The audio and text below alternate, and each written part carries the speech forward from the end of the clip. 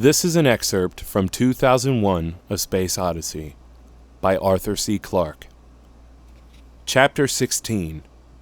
Hal.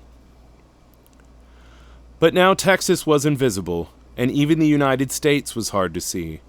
Though the low-thrust plasma drive had long since been closed down, Discovery was still coasting with her slender, arrow-like body pointed away from Earth, and all her high-powered optical gear was oriented toward the outer planets, where her destiny lay. There was one telescope, however, that was permanently aimed at Earth. It was mounted like a gun sight on the rim of the ship's long-range antenna and checked that the great parabolic bowl was rigidly locked upon its distant target. While Earth remained centered in the crosswires, the vital communication link was intact, and messages could come and go along the invisible beam that lengthened more than 2 million miles with every day that passed. At least once in every watch period, Bowman would look homeward through the antenna alignment telescope.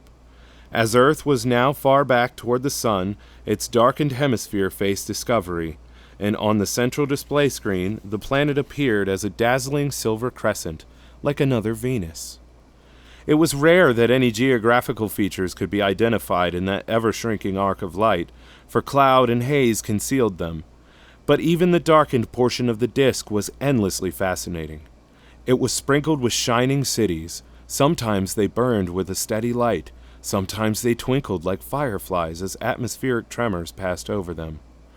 There were also periods when, as the moon swung back and forth in its orbit, it shone down like a great lamp upon the darkened seas and the continents of Earth.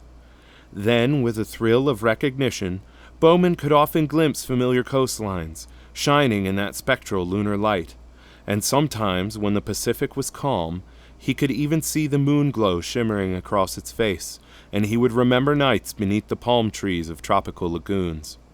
Yet he had no regrets for these lost beauties.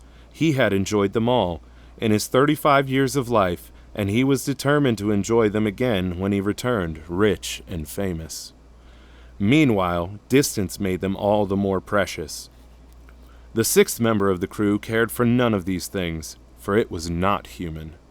It was the highly advanced HAL 9000 computer, the brain and nervous system of the ship. HAL, for heuristically programmed algorithmic computer no less, was a masterwork of the third computer breakthrough. These seemed to occur at intervals of 20 years, and the thought that another one was now imminent already worried a great many people.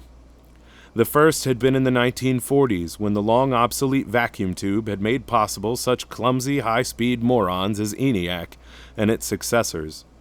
Then, in the 1960s, solid-state microelectronics had been perfected. With its advent, it was clear that artificial intelligences, at least as powerful as man's, need be no larger than office desks, if only one knew how to construct them. Probably no one would ever know this. It did not matter.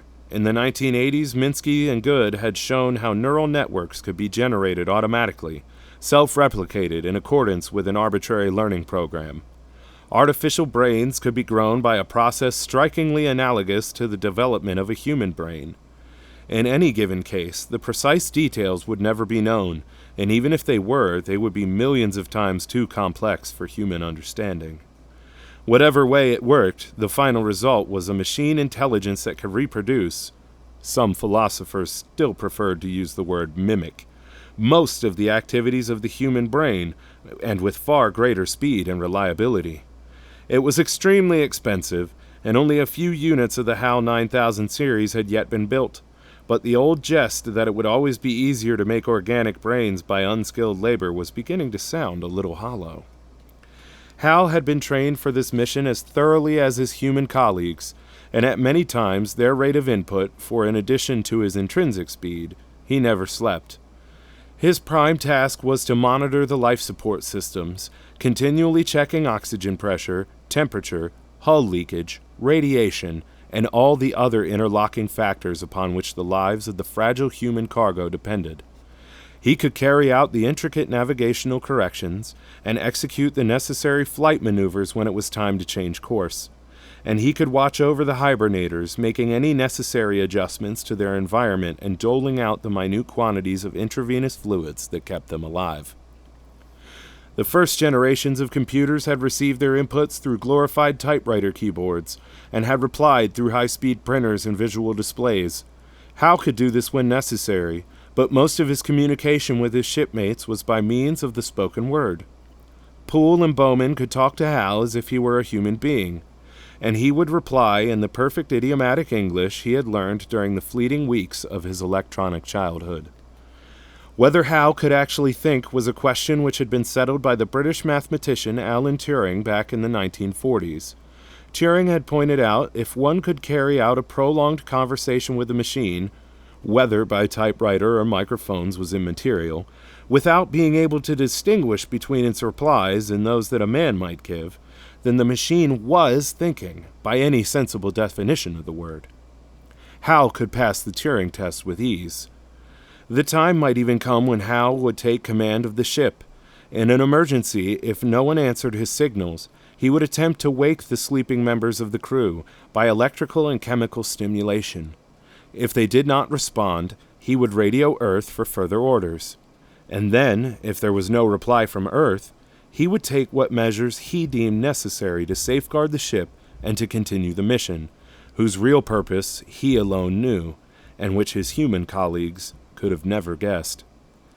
Poole and Bowman had often humorously referred to themselves as caretakers or janitors aboard a ship that could really run itself. They would have been astonished, and more than a little indignant, to discover how much truth that jest contained. Thank you so much for listening. My name is Philip Todd. I'm an aspiring voice actor. I don't own the rights to any of the stuff in this video, but this is just merely for practice and for demo reels. So if you like what you hear, feel free to subscribe and follow along with what I'm trying to do. If you'd like to get in contact with me, there should be some information in the description that will allow you to do so. Thank you again, and enjoy the rest of your day.